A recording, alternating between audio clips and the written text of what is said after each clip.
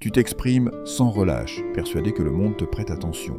Pourtant, chaque phrase que tu émets t'expose davantage, fragilise ta position et livre ton essence à l'interprétation d'autrui. En vérité, dans cette joute silencieuse, où s'opposent les esprits, les plus puissants sont rarement ceux qui parlent. Ils ont compris que le mutisme peut blesser plus sûrement que n'importe quel discours. Ce n'est pas en clamant ta valeur que tu t'imposeras, c'est en t'enveloppant de silence que tu deviendras inévitable. Aujourd'hui, je t'invite à pénétrer un territoire méconnu, rarement exploré, celui de la puissance du silence, à la lumière de la pensée de Machiavel. Non pour manipuler, mais pour saisir ce que la parole peut anéantir et ce que le silence peut préserver. Demande-toi sincèrement, combien de fois t'es-tu mis à nu, trahi même, simplement parce que tu ressentais le besoin irrépressible de parler. Réfléchis profondément. Si une part de toi soupçonne que le silence recèle une force inexploitée, alors reste attentif, engage-toi et ne détourne pas le regard. Car au terme de ce chemin, tu découvriras une vérité que le tumulte du monde tente de dissimuler depuis toujours. Machiavel n'était pas ce monstre assoiffé de domination que l'on décrit parfois, il était surtout un analyste rigoureux de la nature humaine. Dans son œuvre majeure, Le Prince, il dévoile une règle implacable. Celui qui s'exprime sans retenue devient vulnérable. À l'époque de la Renaissance, où une promesse pouvait valoir une condamnation, le silence n'était pas un luxe, mais une nécessité vitale. Machiavel avait saisi que la parole, mal maîtrisée, est un piège que l'on se tend à soi-même. S'exprimer, c'est dévoiler ses intentions, ses zones d'ombre, ses faiblesses. Se taire, en revanche, c'est ériger une citadelle invisible autour de soi. Ce principe conserve aujourd'hui toute sa puissance. Dans une époque saturée de paroles creuses, ceux qui savent se retenir détiennent une supériorité rare. Ils observent tandis que les autres s'exposent. Pourtant, cette sagesse ancestrale s'efface peu à peu sous les injonctions modernes. Parler pour exister, se montrer pour être reconnu, crier pour être perçu. Mais dans les profondeurs de l'âme humaine, cette loi silencieuse survit. La véritable force réside dans l'absence, dans ce que l'on garde, et non dans ce que l'on étale. Tu t'imagines protégé par tes mots, convaincu qu'ils renforcent ton image. En réalité, chaque phrase est une ouverture dans ton armure. Chaque mot t'enlève une couche de mystère. Tu livres tes pensées comme on offre une proie. Et face à toi, ceux qui écoutent n'attendent qu'une erreur pour en faire une faiblesse. La parole naît souvent d'un besoin urgent d'être compris, reconnu, approuvé. Mais celui qui détient le pouvoir véritable le sait.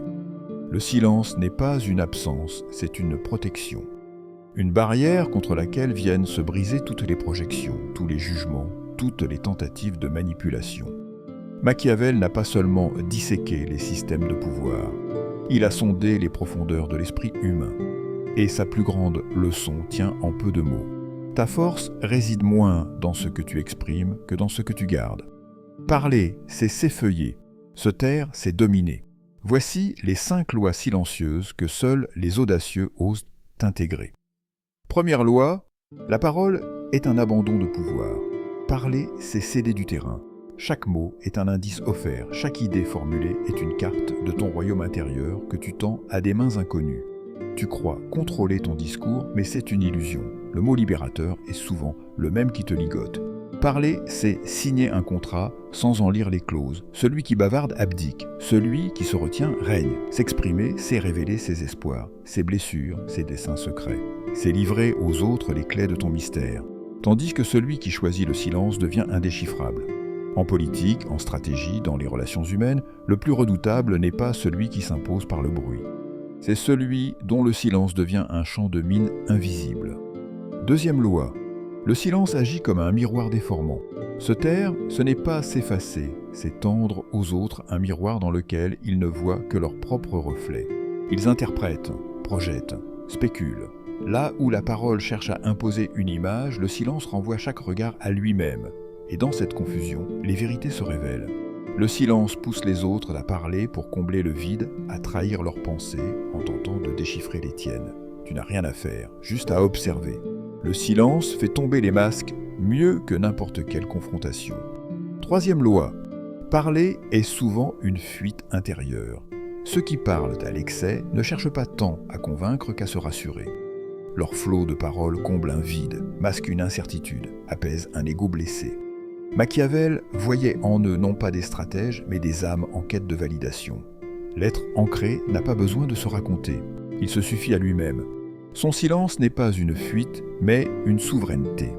4e loi, le bavard devient lisible, donc vulnérable. À force de parler, on révèle ses routines, ses émotions, ses angles morts. Plus on s'exprime, plus on devient prévisible.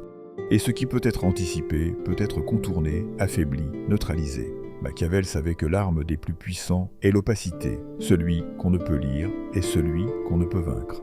5e loi, le pouvoir véritable réside dans l'attente silencieuse. Le vrai pouvoir ne se presse pas. Il guette, il ressent, il mûrit. Ceux qui s'élancent les premiers révèlent trop tôt leurs cartes. Ceux qui attendent, eux, lisent le jeu, sentent les failles et frappent au moment parfait. Le silence n'est pas inaction, c'est une tension contenue, une patience aiguisée. Celui qui maîtrise l'attente silencieuse possède une arme que les impulsifs ne soupçonneront jamais. La maîtrise du bon moment.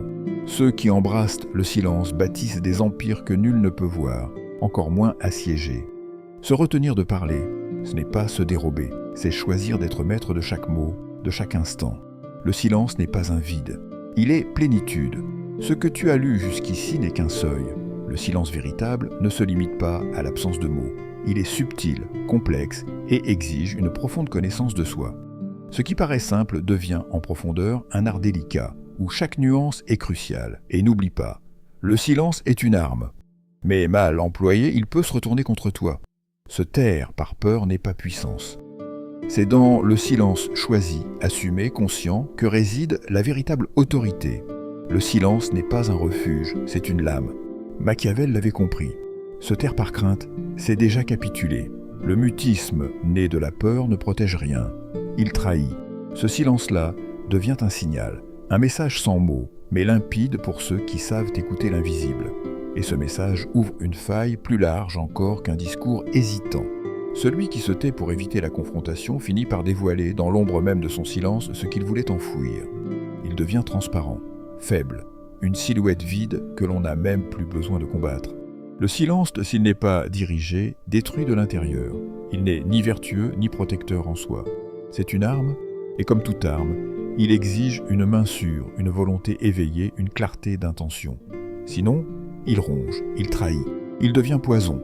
Se taire ne suffit pas, il faut savoir pourquoi. Se tait-on pour conserver une supériorité ou pour cacher une chute? Est-ce prudence stratégique ou simple fuite? Le monde ne respecte pas longtemps le silence des faibles. Il le piétine. Il l'interprète comme une abdication avant même que le combat ne commence. Si tu optes pour le silence, alors manie-le comme une lame affûtée, tranchante, contrôlée. Ne te tais pas par impuissance, mais par puissance. Maîtrise ton mutisme ou il te possédera. Le vrai silence est un choix éveillé, non un effacement. Il sépare ceux qui s'imposent sans bruit de ceux que l'on oublie dans le fracas. Se taire n'est pas fuir le monde, c'est choisir un autre langage. Le silence réel n'efface pas, il imprime, il projette une force muette, une densité que les autres perçoivent sans la comprendre. Se taire avec présence, c'est parler plus fort que les mots, c'est influencer sans imposer. Le silence est une force gravitationnelle, invisible mais pesante. Il attire ou repousse, il règne. Machiavel l'avait perçu. L'absence de parole n'est pas l'absence de pouvoir, c'est une autre manière d'exister, plus subtile, plus redoutable.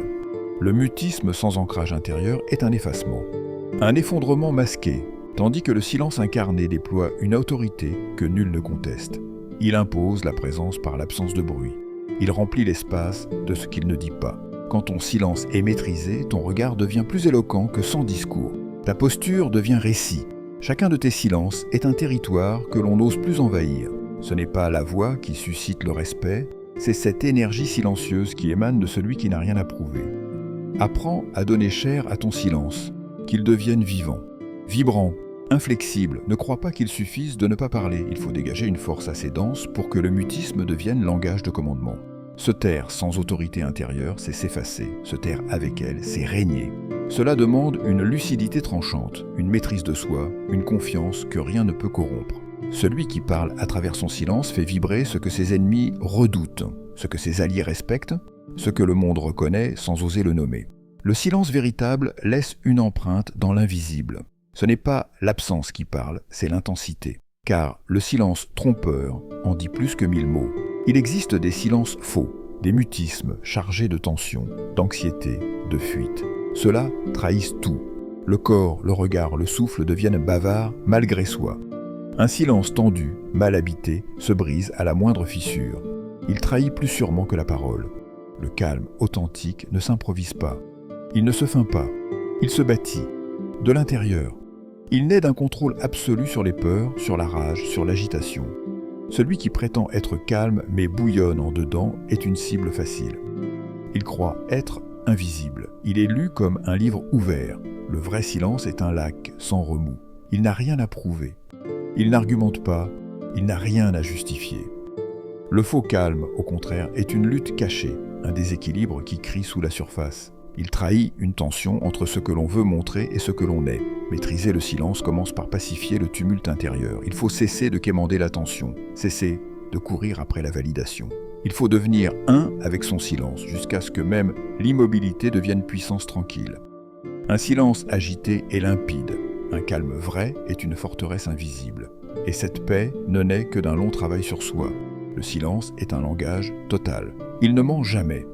Deviens ce calme véritable que rien ne vient troubler. Sinon, ton faux silence parlera pour toi, plus fort que n'importe quel mot. Le monde moderne t'arrache au silence. Il t'exige bavard. Il te veut réactif. Les réseaux te somment de commenter, d'exister par le bruit. Si tu refuses, on te soupçonne d'arrogance, de désintérêt, d'hostilité. Partout, des voix s'élèvent pour conjurer leur peur du vide.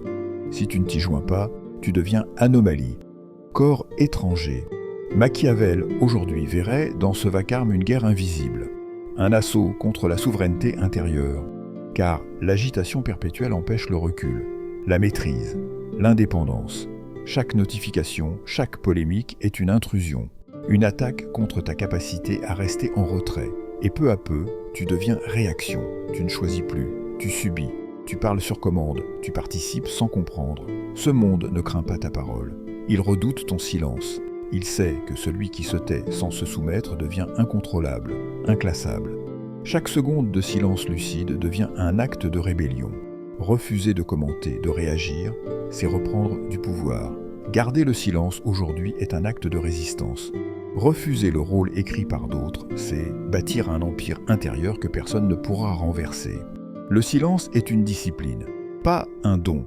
Il s'apprend, il se forge, il ne vient pas naturellement. C'est une conquête, une lutte contre soi, contre l'envie de plaire, d'exister par les mots, contre la peur du vide. Apprendre à se taire, c'est apprendre à contenir, à résister à l'envie d'expliquer, de combler. Machiavel le savait. La vraie force naît de cette endurance invisible. Ceux qui ne savent pas se taire sont prisonniers de leur propre besoin de réagir. Et chaque mot devient une pierre contre eux-mêmes. Le silence est une ascèse. Il exige une telle maîtrise qu'un mot retenu devient un acte de pouvoir. Se taire au bon moment est plus exigeant que parler 1000 fois. Cela demande de renoncer à l'instantané, de choisir la profondeur, d'investir l'invisible. Le silence est une conquête, pas un retrait, une construction, une stratégie secrète. Chaque silence choisi est une pierre dans l'édifice de ton autorité intérieure. Il ne s'offre pas, il se mérite. Observe ton envie de parler, ne la combats pas. Regarde-la, elle te dira ce que tu crains, ce que tu veux prouver, ce que tu n'acceptes pas de toi-même. Chaque fois que tu ressens l'impulsion de t'exprimer, suspends-la, retiens-la. Demande-toi, qu'est-ce que je cherche à remplir? Qui veux-je convaincre? De quoi ai-je peur? Regarder cette impulsion sans y céder, c'est déjà régner. Créons le silence. Ne l'attends pas, il ne viendra pas seul. Organise-le, bâtis-le au cœur du tumulte. Choisis des moments de vide, refuse de tout remplir. Entre deux phrases, choisis le silence. Entre deux réponses, laisse du temps. C'est dans ces creux que ton pouvoir s'enracine. Et lorsque le monde t'agite, choisis la lenteur, la retenue, le silence avant la réaction. Ce battement suspendu, ce délai, est l'espace de ta souveraineté. C'est là que tu choisis ton rythme. Le calme est une force compacte, et celui qui sait rester calme devient une énigme, une force qu'on n'ose pas provoquer. Le silence ne doit pas être un outil parmi d'autres, il doit devenir ta nature, une seconde peau, un état d'être, une identité. Tu ne dois plus chercher à être compris, tu dois exister avec une telle densité que ta simple présence suffit. Laisse le silence modeler ton regard, ton corps, ton souffle. Qu'il n'y ait plus de tension entre ce que tu vis et ce que tu montres. Quand tu incarnes le silence, tu n'as plus besoin de convaincre. Ce n'est pas un repli, c'est un refus d'être déchiffré. C'est bâtir une puissance que nul ne pourra percer. Celui qui parle trop se dilue. Celui qui se tait avec maîtrise devient un roc. Alors ose. Ose faire du silence ta citadelle. Et si ce message a touché quelque chose en toi, écris simplement en commentaire. Je choisis la force du silence.